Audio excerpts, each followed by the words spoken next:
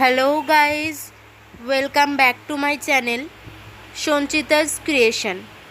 আজকে আমি একটা সম্পূর্ণ নিরামিষ রেসিপি নিয়ে তোমাদের কাছে চলে এসেছি। আজকে যে রেসিপিটা করব সেটা হচ্ছে দই পটল।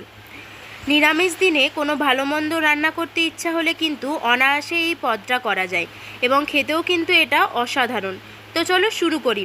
প্রথমে আমি এখানে নিয়ে নিয়েছি 6টা মিডিয়াম সাইজের পটল। এগুলোর খোসাগুলো অল্প অল্প করে ছাড়িয়ে নিয়ে দুপাশটা কেটে নিয়েছি এবং মাঝে মাঝে একটু করে চিড়ে নিয়েছি।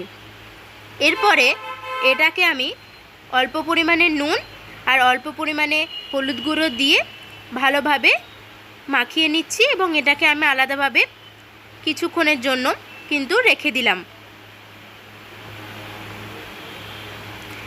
ততক্ষণে আমি একটা পেস্ট বানানোর জন্য নিয়ে নিয়েছি 3 টুকরো কাজু, কয়েকটা নিয়েছি কিশমিশ আর নিয়েছি 2টো কাঁচা লঙ্কা। এটাকে আমি জল দিয়ে কিছুক্ষণ মতন ভিজিয়ে রাখার পরে পেস্ট করে নেব।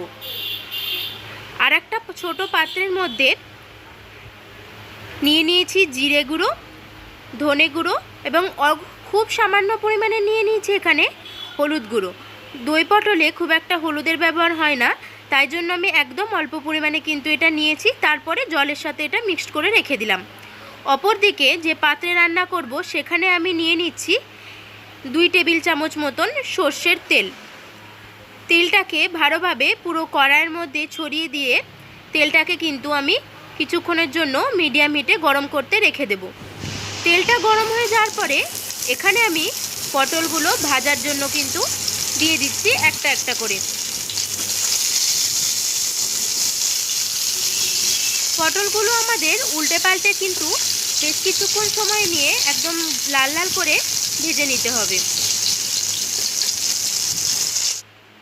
পটলটা ভাজা হয়ে যাক, সেই সময়ে যে পেস্টটা আমি করে রেখেছিলাম তার মধ্যে বেশ অনেকটা পরিমাণে প্রায় 3 টেবিল চামচ মতন আমি দই এখানে ব্যবহার করেছি।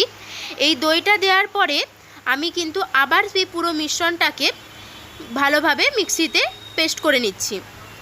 পটলটা কিন্তু আমাদের দেখো বেশ লাল লাল করে ভাজা হয়ে গেছে এবং অনেকটাই কিন্তু পটলগুলো এই সময় নরমও হয়ে গেছে। এই সময়ে পটলগুলোকে কিন্তু আমাদেরকে আলাদাভাবে তুলে রেখে দিতে হবে। পটলটাকে কিন্তু বেশিরভাগটাই যেন ভালোভাবে তেল ঝরিয়ে তুলে রাখা হয় সেদিকে কিন্তু আমাদের নজর দিতে হবে, তাহলে কিন্তু আমাদের রান্নাটা করতে অনেক বেশি সুবিধা হবে। সেই জন্য আমি পটলটাকে একদম তেল ঝরিয়ে নিয়ে আলাদা পাত্রে ভালোভাবে তুলে রেখে দিচ্ছি। এরপরে কড়াইয়ে যে বাকি তেলটা ছিল তার মধ্যে প্রথমেই আমি ফোড়ন দিয়ে দেব গোটা গরম মশলা, 1 টুকরো দারচিনি, 2টো এলাচ আর 3 থেকে 4টে লবঙ্গ দিয়ে দিয়েছি। সেটাকে ভালো করে ভেজে নেওয়ার পরে যে মশলার মিশ্রণটা করেছিলাম সেই মিশ্রণটাকে আমি কড়াইয়ের মধ্যে দিয়ে দিলাম। বাস এইটাকে এবার আমাদের বেশ কিছুক্ষণ সময় নিয়ে নাড়িয়ে চাড়িয়ে নিতে হবে। যতক্ষণ না মশলা থেকে আমাদের কাঁচা গন্ধটা পুরোটা চলে যাচ্ছে ততক্ষণ অবধি কিন্তু আমাদেরকে এই পুরোটাই করে নিতে হবে ভালোভাবে। এখানে দেখো মশলাটা কিন্তু প্রায় আমাদের রান্না হয়ে গেছে, আর একটু অল্প অল্প জল দিয়ে কিন্তু আমাদের মশলাটাকে রান্না করে নিতে হবে।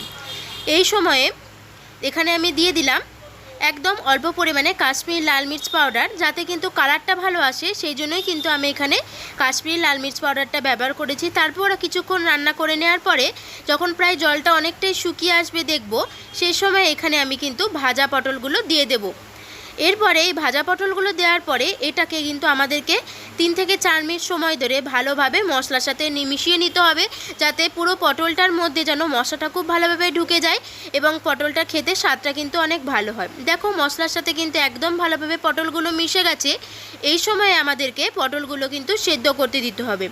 তার জন্য এখানে খুব বেশি নয়, একদম মিডিয়ামে বা একদম অল্প পরিমাণে আমি এখানে জল কিন্তু অ্যাড করেছি। খুব বেশি জল দেওয়ার প্রয়োজন নেই, যতটা পরিমাণ দিলে আমাদের সেদ্ধ হবে সেই মতোই কিন্তু জল আমি এখানে দিয়েছি। এরপরে ঢাকা দিয়ে 5 থেকে 6 মিনিট আমি মিডিয়াম হিটে এটাকে রান্না করে নিচ্ছি।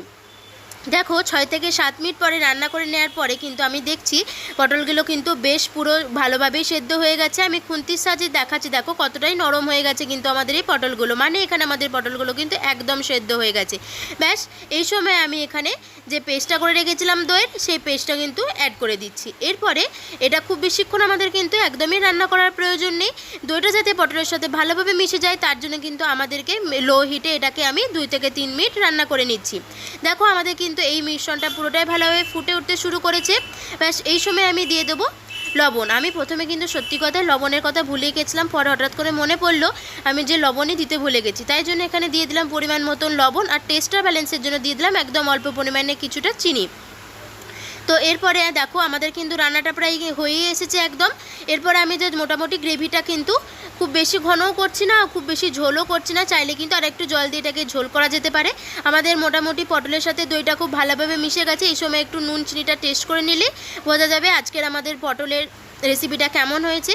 তো দেখা যাচ্ছে আজকে কিন্তু দই পটল কিন্তু আমাদের একদম রেডি হয়ে গেছে পরিবেশন করার জন্য গরম গরম ভাতের সাথে, চাইলে কিন্তু রুটি বা পরোটার সাথেও কিন্তু এই দই পটলটা আমাদের একদম জমে যাবে। তো আজকের ভিডিওটা যদি ভালো লেগে থাকে প্লিজ লাইক কমেন্ট করবে, আর যদি তোমরা চ্যানেলটাতে নতুন হয়ে থাকো প্লিজ তাহলে আমার চ্যানেলটাকে কিন্তু প্লিজ সাবস্ক্রাইব করে দেবে।